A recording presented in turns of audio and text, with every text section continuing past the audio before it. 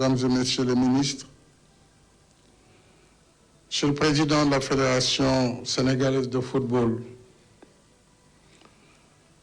distingués membres de la famille de Pape Bouba Diop, son épouse, ses enfants et sa famille, amis, alliés et coéquipiers de Pape Bouba, M. Gervais Martel, ancien président du FC Lens, Mesdames et Messieurs, nous sommes réunis ici pour une circonstance bien triste, suite au décès, le dimanche 29 novembre 2020, de notre regretté Pape Bouba Diop, ancien joueur international de football. À l'annonce de la disparition de Pape Bouba, toute la nation sénégalaise, surprise et meurtrie, est tombée sous le choc. La perte est immense pour sa famille, pour la nation et pour le monde sportif. De son club de Ndefane Saltigué de Rufisque au Jaraaf de Dakar, en passant par les meilleurs championnats européens, jusqu'au sommet du football mondial, Pape Bouba s'est forgé un brillant parcours, tel un rayon de soleil qui illumine tout sur son passage. Footballeur talentueux et intelligent, il était connu pour sa rage de vaincre hors du commun. Et nous avons tous en mémoire le fabuleux match d'ouverture de la Coupe du Monde, le 31 mai 2002. Après une course époustouflante sur plus de 40 mètres, Pape Bouba inscrivit le premier but de cette édition, qui était également le tout premier but du Sénégal en Coupe du Monde de football. Face aux champions du monde sortants, Pape Bouba et ses coéquipiers nous offrirent ainsi la victoire qui plaça pour la postérité le nom de notre pays sur la planète du football mondial. Ce but et les deux autres qu'il marqua quelques jours plus tard résumaient les qualités emblématiques de leur auteur: le courage, le sens du jeu, la détermination et le patriotisme. Ironie du sort, le 31 mai 2002, c'était un vendredi, comme ce 4 décembre 2020. Notre joie et notre liesse d'alors n'ont d'égal que notre tristesse et notre peine d'aujourd'hui. Pape Bouba était un joueur modèle, discipliné, convenant et affable, apprécié par ses dirigeants et ses coéquipiers, comme en atteste le témoignage élogieux de son ami El Hadji Diouf, ainsi que de Henri Camara qui était à ses côtés, mais également je salue toute la couvée de 2002. En lui, le sportif se confondait aussi avec l'homme. Malgré la gloire, Pape Bouba est resté un homme simple, modeste et discret. Ses parents, voisins et amis l'ont dit. Pape Bouba était un humaniste courtois, généreux et pieux. En ces moments d'émotion et de douleur infinie, mes pensées affectueuses vont à son épouse, à ses enfants, à sa famille, à ses amis et à ses coéquipiers. En particulier, je l'ai rappelé, ceux de l'épopée de 2002, dont certains sont ici présents. Au nom de la nation, je leur présente nos condoléances émues et leur exprime notre profonde compassion pour ce deuil que nous partageons. Cher Pape Bouba, te voilà arraché à notre affection à la fleur de l'âge. Nous aurions tout donné pour que tu vives encore longtemps auprès de ta famille et de ta communauté. Hélas, le décret divin s'est accompli imparable. En bon croyant, tu t'y étais sûrement préparé. Te voilà parti. Mais si courte qu'elle fût, ta vie aura été utile à ta famille, à ta communauté et à ta nation. Gatche ngalama, Pape Bouba. Tu nous as comblés de joie, de bonheur et de fierté. Tu as honoré ta famille, ta communauté et ton pays. Tu as rempli ta mission sur terre. Nous te serons éternellement reconnaissants. Les morts ne sont pas morts, dit le poète Birago Diop. Par ton œuvre grandiose, tu ne mourras jamais. Nous te garderons toujours dans nos cœurs. Ton souvenir restera à jamais gravé dans nos mémoires. Et pour honorer ta mémoire, j'ai décidé de vous élever à titre posthume à la dignité de grand officier dans l'Ordre national du Lion et également d'offrir ton nom au musée du football qui sera érigé très prochainement au Stade du Sénégal à Diamniadio.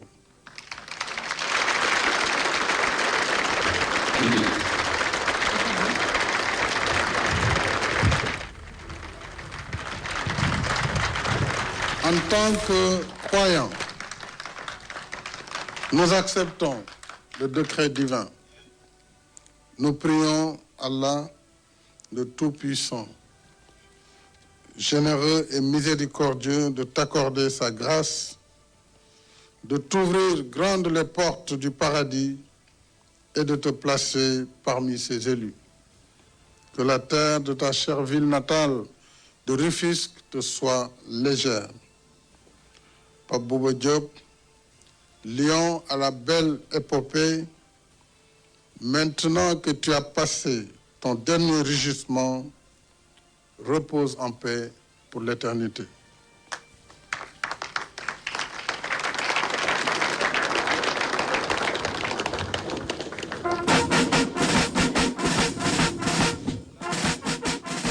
tabarkàlla ma nga noonu njiitu réew mi yëkk na kàddu yooyu dellooti njukkal geneen doomu réew mu mat la mu doon mu mat sëkk lañ ko doon doyee te yàqu ci dara ci benn boor léegi ñu ngi koy takkal ay raaya ngir woy ba léegi rek ma ko moo di ko jëloo njukkal. waaw parce que ñu ngi koy wax boobu ba léegi Rahman yaa ngi fi.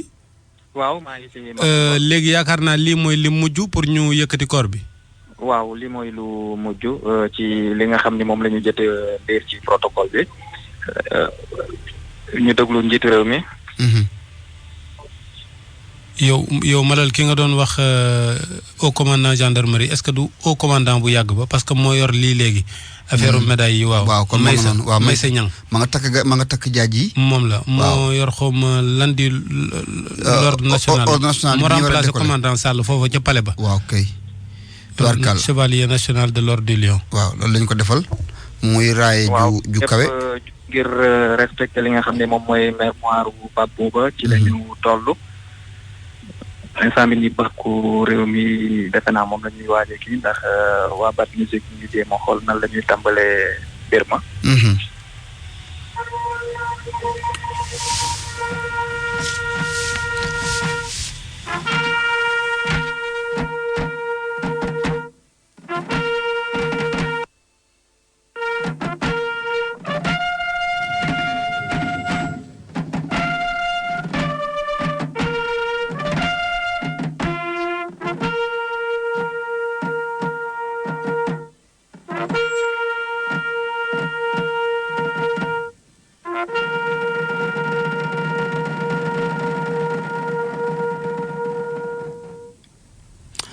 waaw kay loolu mooy à nos morts di musique principale des forces armées bu nu amee doomu réew mu mat doomu réew mu génn àdduna ci xare wala ci ndogalu sunu borom te dara jotu ko woon sax lii leen koy tëggal ngir delloo ko njukkal lii bu ko armée defee mooy kii nuy delloo njukkal tey tubarkal la doomu réew la mu réew mi gërëm doomu réew la mu réew mi sant doomu réew la mu réew mi jàpp ca moom way wu dootul fay Macky nag mangoogu tabarkàlla madame Pape Bouba aj na bët yee ca kaw loolu mooy am na fu xel mi dem doom ya di Awa ak Aaron noona la leen tudde Awa Diop ak Aaron Diop la leen tudde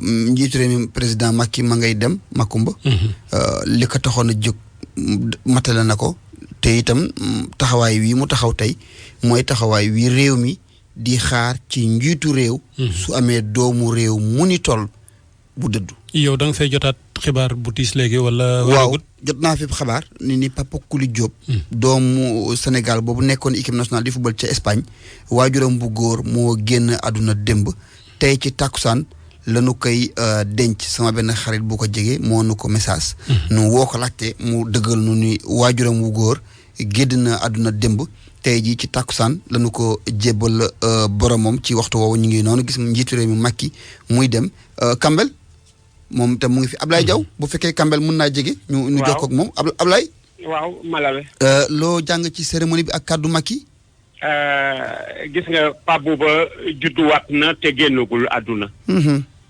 parce que lu toll nag musée ca Diamniadio ca stade ba musée sportif Pape Bouba wuy jéegul papaam ak yaayam xam nga léeg-léeg nga gis ñu jooy ko mais dama ne yéen ki ngeen di jooy papaam ak yaayam dañ ko yàkkam ci gis te gënu leen ko bëgg papaam ak yaayam wuy jéegu leen génnagul àddina judduwaat parce que musée boobu ñu koy tuddee rëy na de tubar fakal musée boobu rëy na de ndax dafay tax ba tur ba dootul fay déedéet te mooy guleet Sénégal sanc musée mu ni mel ma ni musée boobu xam nga ñan ngay fekk ñu tëdd fa ñoom Batlin Siki ñoom Iba Mar Diop ñooy ngay fekk ñu tëdd fa Demba Diop waaw ñoom Domingo Mendy footballeur du cinquantenaire Alioune Badara Gueye Amadou Seydou Sène ay papam ak ay maamam ñooy dundaat ci boobu musée ñu tudde ko ak nag Malal ak nag papaam moom Mbarik Diop Espérance de Rufisque c'est la première équipe rufisquoise à prendre part à un championnat national. À l'époque, on l'appelait championnat interdistrict. Dans cette défense de l'Espérance de Rufisque, le père de Pape Bouba occupait le flanc droit comme latéral droit. Saint-Blé et le libéro. Rufisque yàgg na di ànd ak Sénégal ci teranga. ndokk yàlla ba nga xamee ni boo jëmee Diamniadio di nga romb Rufisque. Bouba tey jii dana dugg ci néegu ñi nga xam ne dañuy éternel.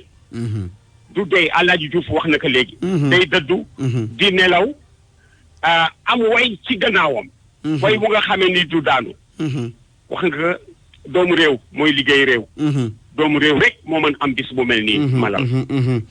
takk der ya donte dafa di dañ ko war a jébbal boromam waaye gis nga ba léegi état bi génnewul loxoom ci néewu Pape Bouba Diop ndax ba léegi dañ ko bàyyee ak armée nationale ñoo ko dugal ci corbillard dugg ca corbillard ba fas yéene ko gunge ba ca fan koy defaree ca HLM bu ñu ko defaree ba noppi ñoom ñooy taxaw ndax loolu mooy ndigal li gunge ko ba ci kër dëggam soogam di ko jébal ay mbokkam nu jëbal ko borom. te HLM boobu fañ koy déggee ca terrain boobu. waa Tëngéej nee nañu désormais tudd na terrain Pape Bouba Diop. am na solo. ña ngi ko fay defal stèle. waaw kay. loolu fay defal stèle. loolu da ciy am solo ndax bu fekkee ni fa nga dëkk. waaw delloo nañ la njukkal noona. lu mu tuuti dafay am dayo bu mu am. waaye it bu ñu ci réew mi jëlee ni stade bu bees bi ñu duppee stade olympique du Sénégal dañu ko defar ci Diamniadio ñu ne fii léegi fukki weer ak juróom-ñaar dina yemb njiitu réew mi dinañu fa xàll ëtt woo xam ne ca la ñuy delloo njukkal mbooleem def ko ci tàggat yaram yi nekk ci réew mi ak yi nekkoon ci réew mi te dafiy jaloore. ñu ni foofa ku ñu kaa tudde nu ni ki gën a tuuti ci yéen ndax lan ndax moo gën a tuuti ci yéen ci at waaye la mu def ci jaloore moo gën a rëy ci seen i jaloore. mooy Pape Bouba Diop foog naa ni way wa dootul fay. déedéet waaw way wa dootul fay te njiitu réew mi itam tabarkàlla defaat na lanu doon xaar ci moom ñun sportif yi en particulier ak waa réew mi en général. mooy mu taxawaay wii mu taxaw tey di taxawaay njiitu réew di taxawaay te den jaaxanaay ci taxawaay delloo njukkal ndax nag tabarkàlla boo defee la war ba wax ci liggéey la war ña nga fi bàyyi mooy ñu taxawaay wii mooy delloo njukkal fexe ba sa jëf ak sa tur dootul fay. xam naa Abdourahmane Makumba. léegi daa mel ni doole jaa ngi wàññeeku foofu ndax néew bi jóg na. waaw néew bi jóg na waaye ay réaction lañ nekk di jël ñu déglu Youssou Ndour. Asie. Afrique foo taxaw boo nee Sénégal ñu ne la 2002. kon nag vraiment ñu ngi koy jooy rek te noppeeguñ ñu ngi koy jooy rek te noppeeguñ. bi ko président waxee ñëpp seen rongoñ wadd na ndax yàlla nag mooy dogal te dañ koy nangu jërë ngeen jëf. Makumba fi mooy président Youssou Ndour ñuy jéem a xool ministre bi nga xam ne moom mooy ministre des sports. Makhtar. waaw Makhtar Ba ñu ngi ci wetam. monsieur le ministre. Makhtar Ba. waaw monsieur le ministre en direct Sud FM ak RFM. président bi questionné na ko tuddee musée bi muy def ci stade bu mag la def ci kanam. waaw sant yàlla di ko ñaanal yàlla xare ko àjjana defe naa ne le président Macky Sall li mu def ni nit ñi apprécier sax wane nañu ko mooy lu mel ni musée nga xam ne mooy mémoire bu footballu Sénégal ñu tuddee ko Pape Bouba Diop loolu moom mooy turam dootu fay bay lay miti dégg naa daal sénégalais yi gis nañu ab président bu fonk njabootam bu mën a reconnaître aussi effort bi nit ñi def pour seeni réew te boo xoolee témoignage yëpp xeex beeg mën a football beeg li ko lal yëpp mooy yar ak teggin defe naa loolu lu gën la jeune génération la. En français après baptisé un musée du football au stade olympique de Diamniadio. Nous continuons à prier pour que Dieu l'accueille dans son paradis. Je pense que le chef de l'État, quand il a annoncé que le musée qui sera érigé au niveau du stade du Sénégal portera le nom de Pape Bouba Diop, tout le monde l'a bien accueilli. Je pense que c'est un symbole. Un musée garde la mémoire de notre histoire football. Si ça porte le nom de Pape Bouba Diop, c'est tout simplement une justice qui est rendue, un honneur qui lui est fait, et il est rentré dans l'histoire pour de bon, il ne sera plus jamais oublié. Et le chef de l'État, nous le remercions au nom du mouvement sportif, parce qu'il nous a encore montré tout l'attachement qu'il a pour le sport sénégalais, mais aussi il est en train de montrer qu'il fait reconnaître tous ceux qui se battent dignement pour leur pays. Et Pape Bouba Diop sera un exemple, parce que malgré sa bravoure et tout ce qu'il a su faire, et il était quelqu'un de très très discipliné. Makumba kooku moom mooy ministre bi nga xam ne moom moo yor wàllum tàggat yaram. jamono ji may wax ak yéen njabootu Pape Bouba indil nañ leen bus bi nga xam ni moom la ñu war a jël ngir dellu fi nga xam ni moom mooy Tëngéej ñoom instant bi ni ñu ngi xaarandi bus bi ñu ngi waaj a yéeg pour dem mën nañu wax ni li nga xam ni moom moo fi xewoon jeex na nit ñaa ngi dem benn Makumba yi moo doonoon yenn ci ay réaction yi nga xam ni man jot naa ko fi ndax côté bi ma nekkee mën nañu wax ni tasaaroo dañoo. jërëjëf. tubarkalla ana Salif. jërëjëf Abdourahmane Diallo mu nekkoon benn ci reporter yi ñu yóbbu woon foofu ci aéroport international Blaise Diagne AIBD léegi xam naa nag dañuy dellu siwaat ci loo xamante ne nii xewoon na fi ànd ci ak Boubacar Kambel Dieng Kambel ñu ngi lay nuyu. ñu ngi lay fay bu baax Makumba. li nga def nii rafetlu nañu ko lool ndax nekkatoo fi fayootoo fi salaire. mais am na loo dencoon ci ay seede yoo xamante ne nii mas nga koo jël ci wayjuru Pape Bouba. nga yéene ñu ko ñëw indil ñu ko. waaw loolu nag di jaale d'abord waa Sénégal di nuyu Malal bu baax di la nuyu ndaxte lii damay wax ni yéen a ko moom lu tax yéen a ko moom ndaxte 2002 avant la coupe du monde. on avait fait des reportages ci joueurs yi pour ñu gën leen xam dem ba seen njaboot. dem naa ba Cempeng ci Mamadou Niang. joueurs yu bare def naa ci ñoom reportage ci lii sax laa ko jëlee woon disquette. lii amatul sax mini disque. ma ciy gërëm tam Marie Justine Diogo ndaxte moom laa ko jox ca CESTI fa lañ ko sottee ñu defaraat ko ba ñi nga xam ne mën nañ ko déglu. encore une fois kii Sport FM ñoo ko moomoon. Sport FM moom mooy yaayu RFM. donc ñu bare waxoon naa leen ko pare woon nañu pour def ci xaalis bu bare pour jël ko ma ni déedéet loolu du ma ko def. comme que archive yi amatul fii te man yàlla defoon na ma archivé ko lii dama koy indiwaat fii. ndaxte fii la commencé woon. donc fii laa koy indiwaat. léegi ñu déglu kon. papam di Mbarick Diop. mu doon témoignage bi nga xam ni bu am solo la woon mi ngi ko defoon nag avant coupe du monde 2002 am na 18 ans. ñu déglu ko góor gi Mbarick Diop.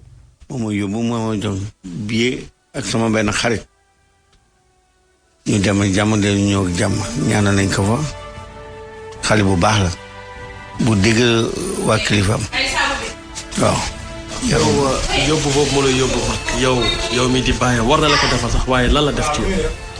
ni ma def dama bett dama ñëw rek mu jox ma à peu près presque 5 millions. ni ma sa xale bi ngeen yóbbu ngeen de màkk ñoom ñaar waaw. léegi mën nga nu wax dara ci xale lu Pape Bouba Diop. xale moom mosula léej dégg waa déggal kilifaam yaru déggal yaayam déggal baayam waaw loolu daal moom la ñu xamoon ci moom ku yaru la mosul léej mosul def dara. dafa bëgg football dafa mos a bëgg football ci xolam waaw yow ci bëgg football boobu bi mu nekkee fii Sénégal ban taxaw nga ko daan taxaw yow ba nga daan taxaw dëgg lu mu bëggaan rek ñu ngi ci lu mu bëggaan ñu ngi ci. moom nekkoon na ci liiram xale bu wex wala bu nga xam ne daal ku lewet la doon. non moom mosula wex yàlla moo ko baaxal rek te yàlla na jëm kanam barke yonent.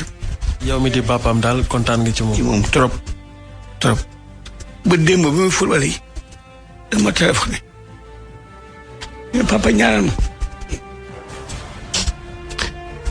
sama tuus bokk góor gi daal Pape Bouba kontaan noonu la baayam. oui ça c'est vrai. ko seet na ci moom trop. yow daal ci biir maanaam ci match yi daal yow di nga ko jàppale ci course bi. waaw surtout bi mu nekkee fële Suisse def dara téeguma moo tax mu jóge màkk sama portable réer mu ne mën nañ la jëndal beneen moo di bii. xol bi fees na ba nga tuur sax rangooñ te loolu du faral di am ci diggante baay ak doom loolu lan moo ko war. fees sama xol rek lu ma bëgg rek mu ci amul problème. kon daal mën nañ jàpp ne kii di sa doom bi di Pape Bouba moom du mos a torox ci at. ñaan ñu ko yàlla yal na ko yàlla taxaw mais ku wér gudd fan lépp lu muy def rek il faut mu waxtaan ak man lépp lu mu war a defal nit itam dina ma ko wax. moom tamit mi ngi taxaw ay waajuram waaye tamit ñeneen ñi nga xam ne tamit jóge nañ ko ma ngi leen taxaw bu baax. ak ñi ci ñëpp ñu mu dëkkal ñu mu xaritam ak ñëpp ku nekk mu ngi lay dimbali. maa ngi koy ñaanal yàlla rek yal na ko yàlla may wér gudd fan ak muy ko rafet te yàlla jëme ko ci kanam ak kanam li mu bëgg moo ko xam ne yal na ko yàlla defal parce que ñaan naa ko partout Kaaba ga Médine partout. mu nekkoon Mbarick Diop nekkoon waajuru góor ci Pape Bouba Diop nga ni Kambel kàddu yi mi ngi ko yëkkati ban année. 2002. avant coupe du monde bi. góor gi sax léegi jóge na fi. Pape Bouba 2002 bi may def reportage boobu fekk na yaayam di Fatou Silla donc moom jóge woon na fi 1999. lu tax mu kii ma parce que ci reportage yi ma def yëpp ca Guet Ndar ci Amara Traoré El Hadj Diouf dem naa Njolofeen Ndar def ko jaar dugg foofu dem kër ñoom Matar Ndiaye voilà donc dem ca Mamadou Niang ca Cempeng à 17 kilomètres de Kanel booru kër ñoom Alsane Samba Diop yooyu Pape Sarr dem naa HLM 5 defoon fa reportage Pape Bouba Diop HLM Ndefane fële ca Rufisque Amdi Moustapha Faye demoon naa Yaakaar def fa reportage Yaraax ak tamit Pape Bouna Thiaw boobu ci ñaari tali Pape Bouna mooy Pape Thiaw voilà Pape Bouna Thiaw wane nañ ko fi muy jooy mooy Pape Thiaw voilà moom mooy entraîneur ñaari tali bii nekk nii ay semaine yi sànq wane nañ ko muy jooy métti ci tali bi voilà li ma ci kii mooy Pape Bouba Diouf rek bu Diop moom moo ci def reportage moo ci def témoignage boobu ba jooy turangoñ ndaxte Pape boobu daf ni ko da ngay dem maag waaye doo dem yow kenn da ngay ànd ak sa xarit bi jox leen lu toll ci 5 millions ñu dem Pape boobu nag loolu touché na ko léegi ki ci topp mooy kan kooku moom mooy Binta Diop kooku magam la magu Pape Bouba Diop pour wane ne Pape Bouba Diop homme de devoir li mu doon def ci équipe nationale noonu la doon defee ak ñi mu dëkkaaleel ñu déglu ko mi ngi tudd Binta Diop RFM bienvenue chez vous Bouba kañ moo ngi yaayam teg si sa bët rek moo la ko mën a wax Boubacar bëgg na yaayam lu mu am su demande entraînement Jaraaf ba ñëw lu mu am bu dee astuut la bu ñëwee jox yaayam jox papaam jox soo ko xool ñun ñii si topp mi ngi noonu. maanaam daal yow bëggoon nga yaayam fekke njëriñam bi. billaay maa la wax loolu ma ngi ci suuf de wante moom waroon na fekkee lii si la ma taar. yaayam nekkatu fii waaye baayam mi ngi fii moom mi ngi taxaw bu baax kii di. mu ngi koy taxaw bu baax sax waaw papam dem na ba ñëw waaw dem na màkk ba ñëw.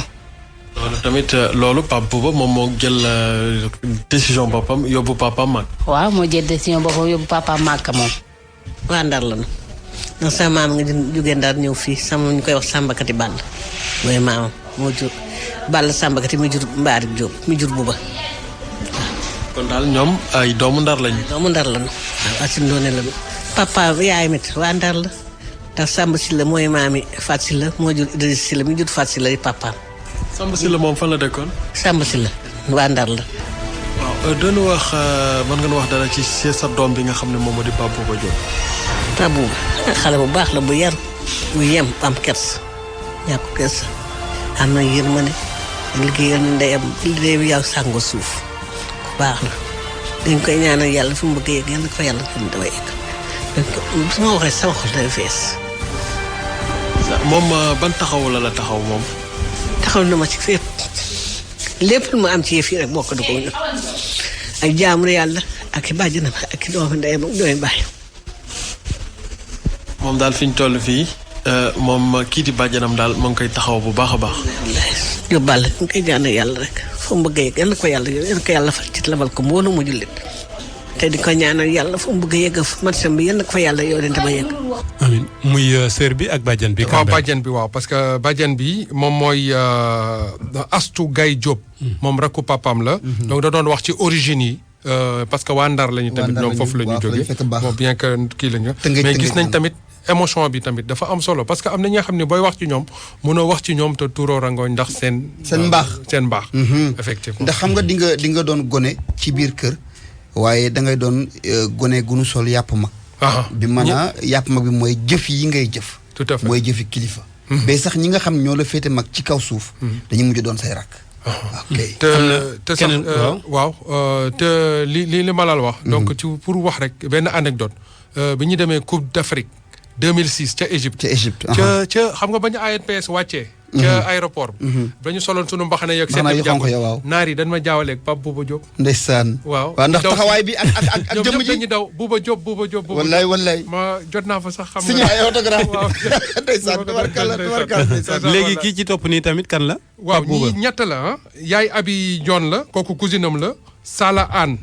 jëkkëru ki jabaru magam la ak Ada Diaz benn cousin am la mais nag Makumba lu mu ci dolli mooy ñii bañ leen gëjee gis am na 18 ans waaw xamuñu nag si léegi ñu déglu leen ba waaw nañ leen déglu kon ci affaire solidarité bi jàppale njaboot gi jàppale ak tamit jàkk ji surtout gëm yàlla bu mu gëmoon yàlla ñu dem lu mu am mu ngi koy bokk ak ñun man de vraiment man lu mu am man dina ma ci may man kon daal maanaam mën nañ jàpp ni moom mi ngi fële ca Lens waaye itam xelam mi ngi ci mbokk yi nga xam ne ñoom ñoo des fii ci Rufisque waaw moom ndax bu ñëwee chaque jour bu jógee Paris dina dugg ci mbokk yi dina waxtaan ni mu daan waxtaan xale yi dugg ci kër yi nuyu ñëpp activité am daal na mu amoon bi muy nekk xale ba tey mi ngi koy def ak nit ñi yëpp daal lu mu waroon def mu ngi koy def amul benn xaar ma yàlla ci benn nit na moom mu meloon na mu simple yaru gi baax yëpp mu ngi koy def ci ñëpp même bu ñëwee day dugg ci kër yi du nuyoo mboo moomu soloon bi muy xale ba tey moom la sol fii amul benn problème tamit mënoon na gis boppam wante gisul boppam bu ñëwee day nekk ci terrain bi di foo comme ni mu foo ak moromam ni toog bu ñëwee du mag mu ma gis na ma ko daan demee du nuyu mu ngi koy nuyu te bu ñëwee day dem si jàkka ji li mu daan jullee ci jàkka ji ma nga fay dem di julli amul benn problème. Pape Bouba nekk na nit ki nga xam ni ku fonk diine l'islam la te it ku fonk li nga xam ni moom moo di juróomi waxtu yi kii nag ki ni ko wax moom moo di Sala Anne di soxna ci magu Pape Bouba Diop. chaque jour bu ma téléphoné lu ma koy njëkk a wax mooy del jaamu sa borom ndax nit ki amoo lu dul sa borom day julli saa yu ma ko woowee ma ne kon bari yaa ngi ci diine bi mu ne maa ngi ciy góorgóorlu bu baax daal ma ne ko man de loolu laa bëgg parce que loo gën a góorgóorlu ci diine bi rek moo ëpp solo parce que àddina loo fi gis fi lañ koy bàyyi mais lépp dina jeex ba mu des yàlla moom du jeex ba ilaa yow mi diine moo tax chaque jour bu ma woowee dama koy wax pour mu góorgóorlu ci diine bi bu baax daal te maa ngi moom yàgguñu bu baax ba fi sëy yàggul mais def naa ni mu jàppee magam bu góor la ma jàppee parce que chaque jour buy joué sax foot dafa may téléphoné ne ma mbar yaa ngi ñaan ma ne ko maa ngi ñaan bu baax yow yaakaar naa ne doo am loo xam ne daf la métti Pape Bouba li muy def ci diine bi kenn man daal mosuma gis lu mel nii parce que Pape Bouba lu xew danaan yóbbu leen lii ci jàkka ji def leen lii ci jàkka ji yàlla moom loo ko defal rek doo perte te moom mi ngi def ci diine bi bu baax man loolu moom xam naa ko man parce que maa ngi koy gis du pour ngistal nag moo tax ma koy wax parce que man du ma wax pour ngistal li may gis nit ki di def loolu laay wax mais li muy def ci diine bi yàlla moo am fay yàlla mi mën fay am fay yal na ko yàlla fay ci kattanu yàlla ak yonent bi sallallahu alayhi wa sallam. Ada Diaz nekk cousin ci Pape Bouba Diop nee na ki nga xam ne moom moo di cousin woom bi di football ci équipe nationale moom dinay jàppale askan wi ci gox boobu mu dëkk. jàkk ji dafa amoon problème mu facture courant valeur xaw ma 200 xaw ma ñaata mille. mais après bi ma mujjee gisee ak moom daal dama ko oo ne ko franchement parler daal man li ma bëggoon daal nga def mooy facture jàkka ji noo mën a def nga envoyé ko nga envoyé fayal ko paa yi quoi. waaw mi ngi dimbali mbokkam mi ngi dimbali dëkkandoom xam nga dëkkandoo bu yàgg mbokk la loolu xaw ma nag kan moo ko xelal mu dimbali dëkkandoo yi mais daal dimbali na mbokk yi dimbali na dëkkandoo yi man daal bi ñu taxee wax dama ne ko daal jàkka ji comme dañu am problème mu courant nga dimbali leen ci. parce que yokkute la quoi loolu. waaw moom kan amoo ci daal xel ñaar ni dana régler moom facture boobu. non dina ko régler parce que xam naa ne xam nga am na fooy toll ci nit am na fu muy toll foo xam ne fàtte da koy yomb parce que mooy ne lu bari responsabilité daal boo amul ay conseils yu bari da nga koy fàtte. que Bouba moom li commencé nañu ànd depuis ba ñu nekkee xale waaye li mu def nii. sans soppiwul si àndandoo yi dara dem na football yi xam nga am na ñoo xam ne ñu bëri suñ demee si kaw football yi ñëw wala def leneen commencé am dara commencé soppeeku mais moom loolu fekk ko ci ñi mu doon àndal démb moom lay àndal tey mooy ñun am yàgg bëri nañ fi quoi ñooy lay àndal boobu ba léegi. ku nga wax nu rek seen xaleel yéen nan ngeen ko daan passé ak tamit nan ngeen daan def daal. ñun daal sunu xale lenn lañ daa def football yi guddi gi ñu toog ba bërsët loolu lañ ko daa jàppale. waaye moom nag daaw ci bokk suñu daa toog ba bërsëg dama naan suba damay entraîné ji wala mën nañu xaale ma ñëw lu xoppee ko ndànk dem te di bàyyi ñu fa loolu daal lañ daan naxee daal. Vous êtes sur RFM Radio Futur Média.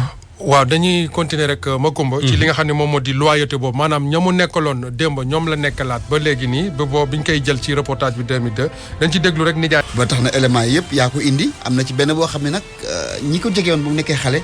fàttali nañ la waxtaanee nañ nag yow. ci lan ko ragaleen bu mu nekkee xale. waaw du woon dugal bi yu bëri du woon dara mais bu mosaan xeex. xam nga mën naa xeex sax ñu ne jàppal loxo bi day dóor kurpeñ waaye moom bu mosaan xeex. lan la ñu doon bañ ci moom. dañuy bàyyi rek ki nga xam ne moo di xaritam di Pape Issa Sarr mu wax ñu lan la. xam nga fii bu daa xeex nit ñi sooy xeexaat nit da ngay àtte di jàpp sa loxo. waaye moom bu daa xeex daawuñu jàpp loxo yi bopp bi la ñuy jàpp. parce que ku mu mbëkkoon moom ñu mu fu mbëkk ñëpp gis nañ ko. ku mu mbëkk nga tuur deret bopp bi daal moom danaa wax nit yéen ñi mu daan àndal maa jotu ci mbëkk kenn. jotu ci mbëkk kenn rek la ci mës a mbëkk mooy ku gàtte ki ko tuddee doom ama dem kooku daal la ci mës a mbëkk waaye daal ñi si des bu laax histoire moom sax da nga koy sori parce que boobu daal moom danaa wax ni nit. wallaahi ndeysaan jusqu'à la fin. léegi àddunaa ngi ni tristesse ak tamit waaw mbégte ñoom ñoo ànd te lii tamit dafa doon bis bi nga xam ne bu maanaam bisu naqar la waaye tamit mën nañ ko am beaucoup de fierté quoi wax dëgg mais Kambel vraiment yow amuñu sa fay. déedéet parce que bi ñuy waaj a laaloo wuñ la nga dem lu xarti ji archive yi nii dem Justine ànd ak moom sesti ndax ñoo am lu mën a ubbi disque bi. wallaay yéen ñëpp ñu ngi leen di gërëm ci loolu nga xamante ne nii def ngeen ko tey jii ba jox ñu valeur ajoutée bi ngeen ñu jox ci édition spéciale bi nga xam ni ñu ngi ko jagleel kii di kon Pape Bouba Diop tey jii nag sànq président de la République daal di jot ci corps bi ba tappal ko médaille bi mu faatoo ñuy wéyal rek daal di jëli Abdou Diouf Diagne. Abdou Gagne yegg seeguñ. waa Madiba ñun nag ñu ngi woon ci buntu kër gi léegi dañu wax ne ak nan jamono ji may wax ak yow maa ngi dox di dem fi nga xam ne nag moo di jumaa ji nga xam ne fa la nekk mais daal nit ñi xamante xabaar ne ak nan kon nag ñu may dans quelques minutes rek ñu mën a àgg foofu pour mën a xool ci ay témoignages. moom tey lañ koy jëbal borom moom. déedéet robel gi nag suba lañ ko rob tey lañ ko fas yéene denc fii rek mu fanaan ci nga xam ne mooy ci morgue bi jumaa ji nekk fii ci voilà jumaa ji nekk fii ci HLM. waaw suba ci 11h lañ ko fas yéene jébbal borom moom ci armée yi nga xam ne moo nekk sa Dangu. armée yi Dangu waaw tubarkalla kon ñu bàyyi nga toppal ñu loolu. waaw yéen a ngi dégg oto baa ngi nii ak yéen a ngi dégg noonu sax ñuy wàcc fa. waaw léegi Salif Sow bu fekkee moom itam mi ngi fi parce que Salif yaakaar naa toppoon na ci cortège bi mais comme cortège bi agsi na ñu bàyyi la nga ngeen gàttandu leen.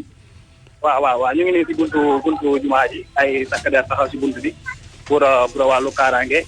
yéen a ngi dégg noonu kii ñuy def ay ñaan ak ay nit ñu solo drapeau national ngir gën a mën a jàppale bu ngeen tamit ki nga xam ne mooy Pape Bouba Diop wax ngeen ci édition spéciale bi. kenn deetu ko fàttali Sénégalais yi ku nekk xam na ko donc ñu ngi nii si buntu jumaa ji buntu jàkkee nag ngir nag daal di koy mën a dugal ci biir. bu ñu bëggee témoigner ay témoignage ndax yaa ngi dégg léegi ñu wax digganteem ak man ñi ak li nga xam ne moom daan na ko def ci jàkk jàmm na benn mag ma taxawal ñu léegi rek mu daal di koy laajte man ñoo wax tuuti ci Pape Bouba Diop sëñ bi yaa ngi ànd rek ci RFM tey war a ci jamono ji seen doom di Pape Bouba Diop lan nga ñu mën a wax ci jëm. d'abord précision Babou si sama doom sama rakk sama doomu nijaay la sama doomu tante donc Pape Bouba rakk la si man si de la famille. témoignage bi ma la si Pape Bouba mooy ku yaru loon ak diine loon ci jullit moom témoignage bi jëkk ci moom mooy d'abord ñu sewee ko ne jullit loon akam. loolu mën nga ko seet. mën naa ko seet Pape Bouba bien que fële loolu mais bon ñu ko fekk ñu ko physiquement dem ci lu jàpp ci lu jóg waaw Macoumba yaa ngi ko dégg noonu yor témoignage boo xam ne mag bi nekk ci moom moo ko def.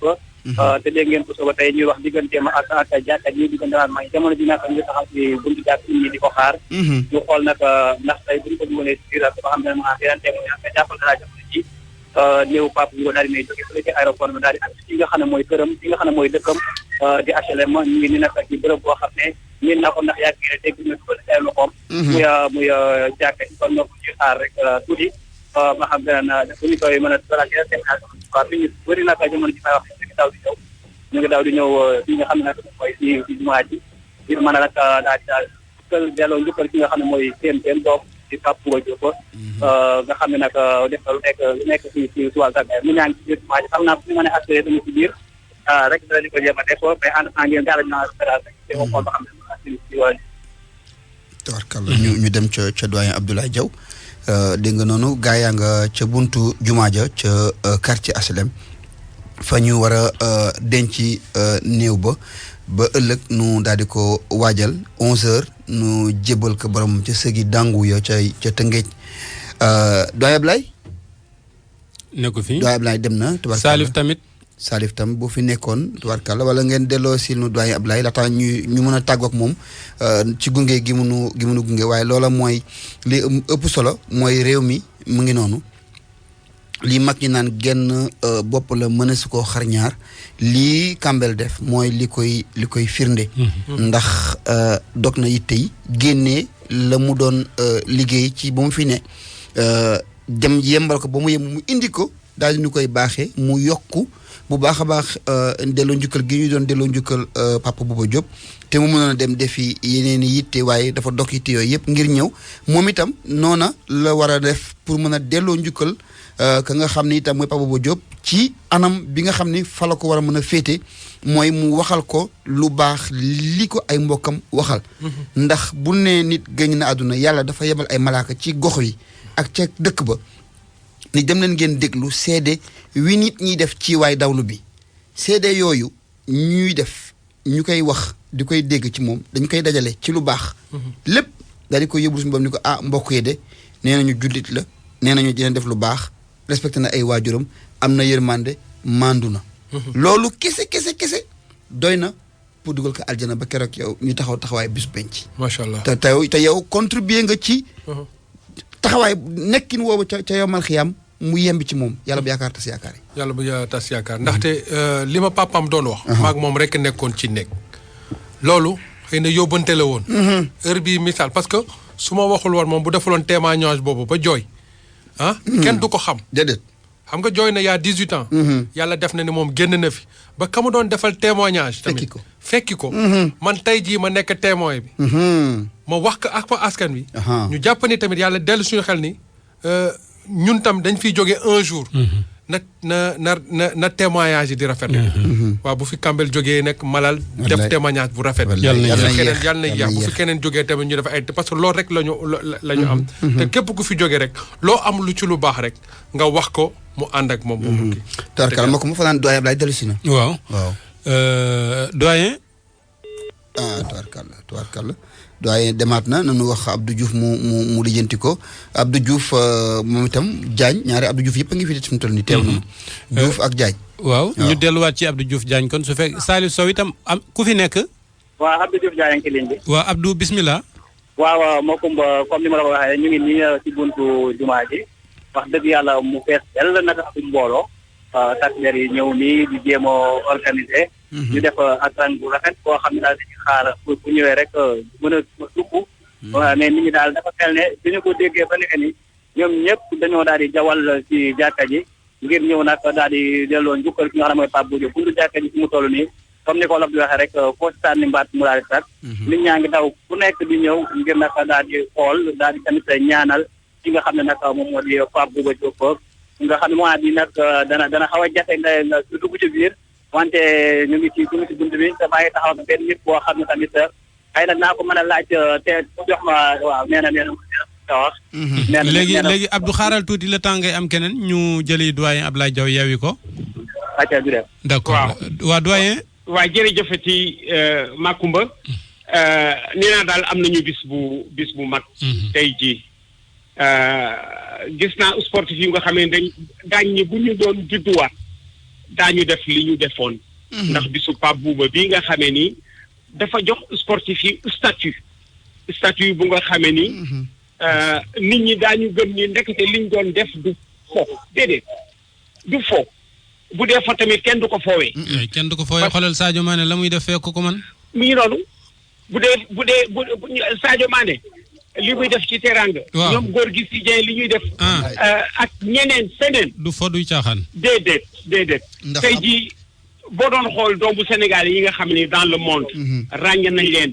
ci jëf mais Diao Baldé Keita. bërki démb la fekk ca Italie. plus de 100 Sénégalais xale yi dugg ci gaal gi ba àgg foofu amuñu fu ñu dëkk tëdd ci trottoir bi. mu gàddu leen bëgg leen yóbbu hôtel. wallaay. waa hôtel ba ñoo ni xajuñu fi ñoom ñëpp dañ leen a bañoon a jël Diao Baldé. te dañ ko yëgal xale yi fa ñu tëdd mu fekki leen fa. wallaahi nëbbuwu leen de. déedéet. mënoon na leen nëbbu. waaw pour làq alalam moo leen fekki. pour yóbbu leen hôtel parce que xolam attanul muy bàyyi Sénégalais yi. ñu tëdd ci trottoir bi. ay sportif ñooy def loolu. xam nga doy Ablaye. waaw boo xoolee góor gi si Dieng. waaw dafa dem Kébémer doon dem hôpital di seeti mbokkam. oui. mu romb jigéen ñi toll ci diggante. ñu tëral leen ci suuf ndax maternité bi dafa fees ba. ñenn ñi toll ci travail ñu teg leen ci suuf. ba mu génnee mu daal di woo frère bi ak ña muy liggéeyandoon ni leen suba. nanu seet si directeur hôpital bi mu jox ñu ndigal ñu toj morgue bi yokk ko ci suñu ay frais. ñu toj maternité bi yokk ko ci suñu ay frais. est-ce que. ñu jox ko ci ndigal mu toj maternité ba yokk ko ba fu mu toll nii lu toll ci juróom fukki jigéen mun nañ fa duggandoo di liggéey. ku ci ne di nga am foo tëdd. boo noppee sa liggéey bi yàlla dafa la nga mucc si jàmm. di nga am foo tëdd yow ak sa tuuti tànk ba keroog nga ñibbi ci sa kër. borom kër. wax nga dëgg xam nga loolu ci yiw. wax nga dëgg.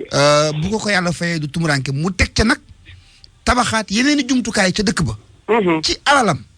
ba ci man mi am na kenn ku ma xamanteloon koo xam ni dafa amoon ay jafe-jafe ci wàllu tànk. waaw. keroog ba ma woowee ña muy liggéey ndal wax leen ko.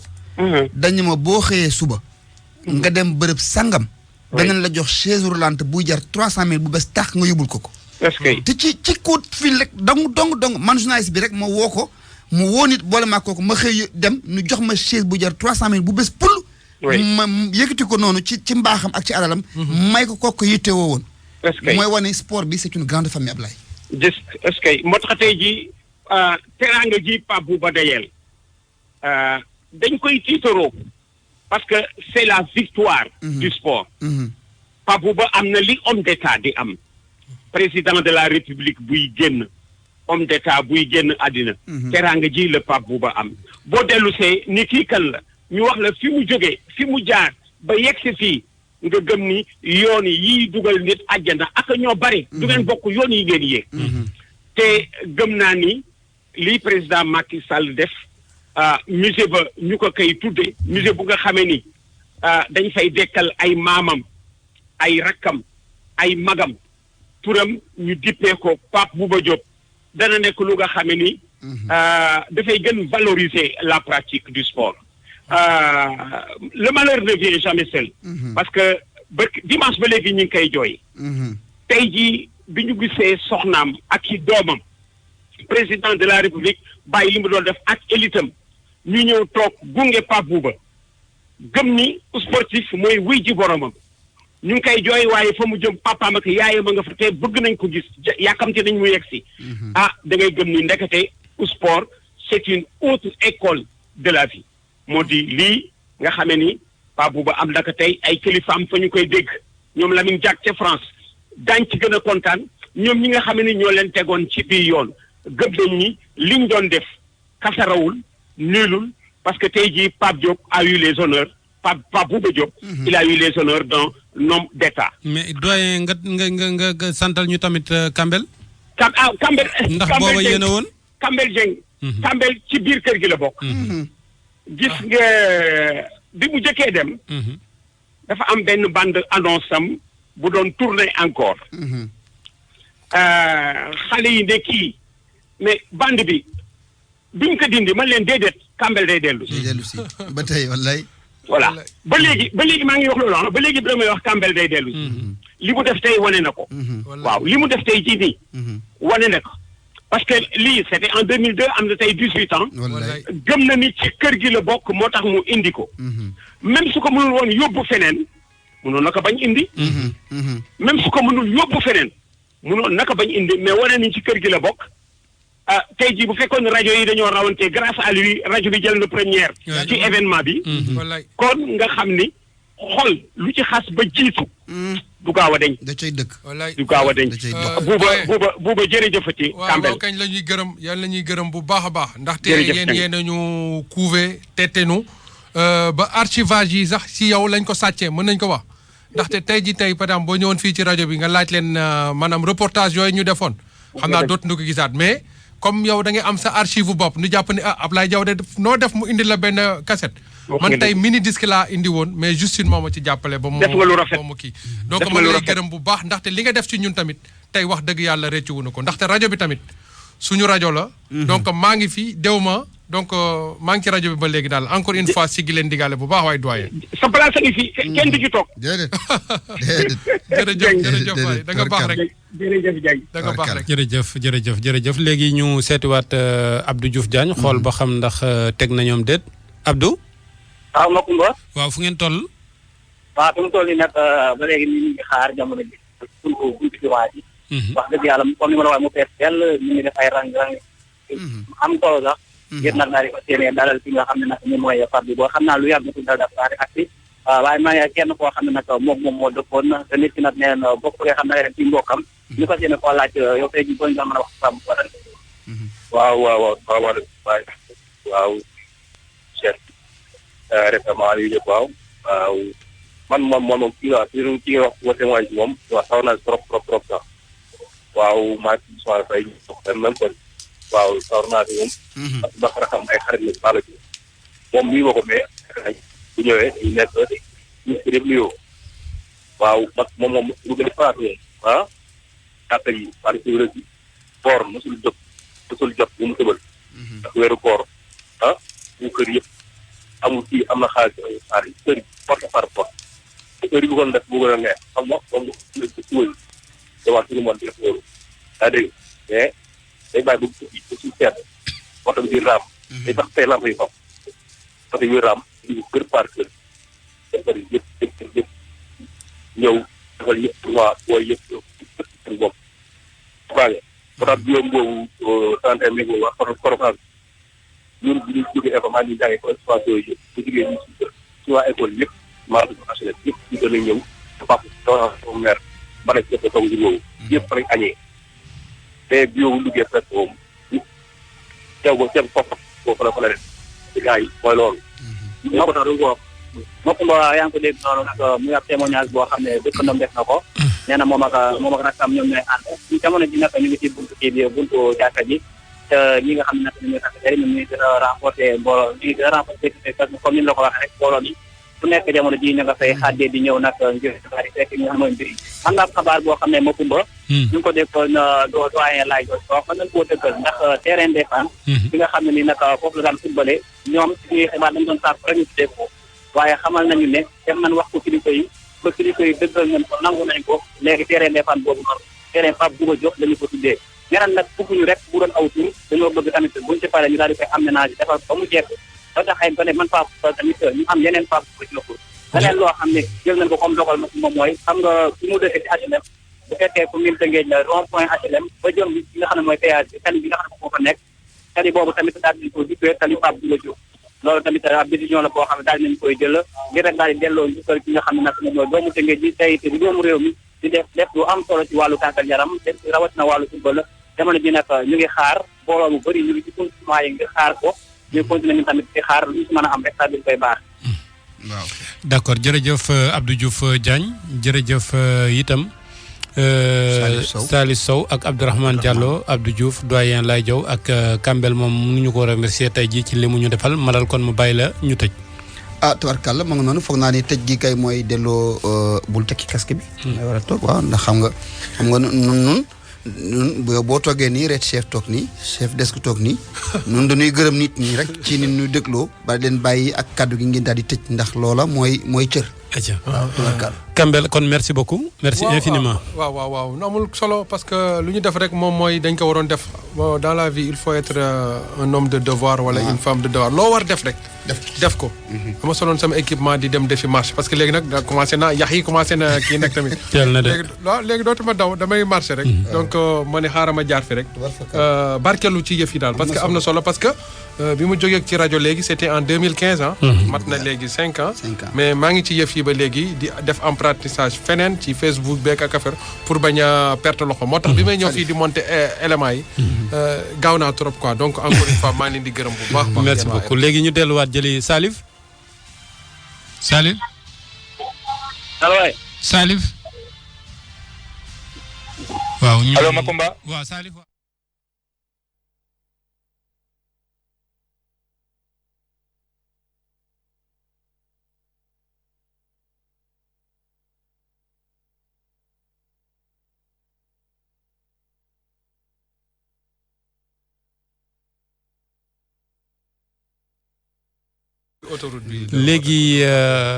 léegi nag mbir mi kat daf ñoo dab ndax bëri na yu fi waroon a jàll te dara jàllu ci. xam naa kon li muy wax da koy denc ba incha allah. bu yegsee fii incha allah jëf ci ànd bi ngeen àndoon ak noonu boobee ba.